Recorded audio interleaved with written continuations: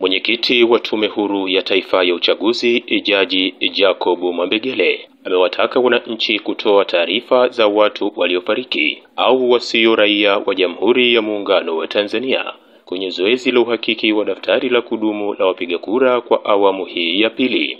Jaji Mwambegele ametoa rai hiyo mjini Korogwe Mei 19, 2025 alipotembelea na kukagua vituo vya uboreshaji wa daftari la kudumu la mpiga kura kwa awamu hii ya pili. Yupo kwenye daftari mtu ambaye amefariki, usisite kutoa taarifa ili aondolewe kwenye daftari.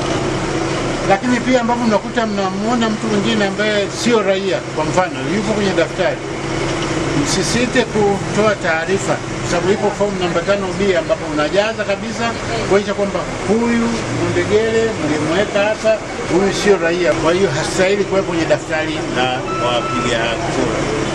Imenifurahisha kama mmejitokeza kwa wingi, na kwa sababu ndio nafasi ya mwisho kwa wananchi. Leo tuko siku ya 4, bado siku 3. Baada ya hapo tena hatutaboresha wala kumwandikisha mtu yoyote upya.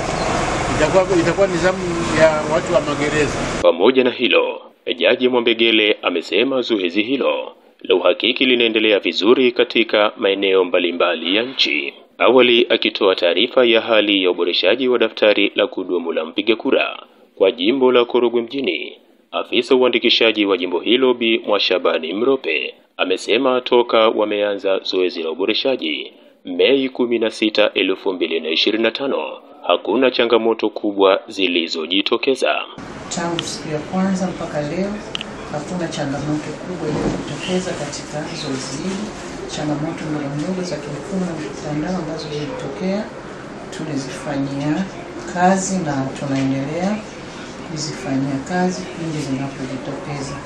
Mheshimiwa Mwenyekiti, katika awamu hii ya pili ya uboreshaji mambo makubwa matatu yanafanyika.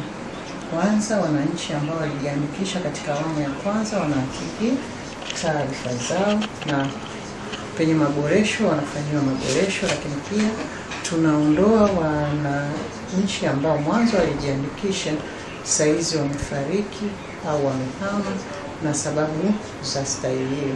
Lakini mwisho kabisa tunawaandikisha wale ambao katika zoezi la kwanza kwa namna moja au nyingine hawakuweza kujiandikisha kutokana na changamoto mbalimbali.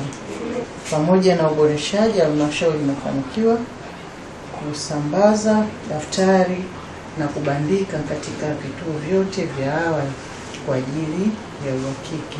Nao baadhi ya wananchi waliojitokeza kuhakiki taarifa zao, akiwemo Agufi na Shio pamoja na Hemedi Omari, wamesema ni haki yao ya msingi kufanya uhakiki ili waweze kuchagua viongozi wao kwenye uchaguzi mkuu ujao wa Oktoba 2025. Mimi ni mwananchi halali na ni haki yangu ya kimsingi kwamba ni hakiki jina langu lipo niweze kupiga kura, kwa sababu nisipopiga kura nitakuwa nimepoteza haki zangu za msingi.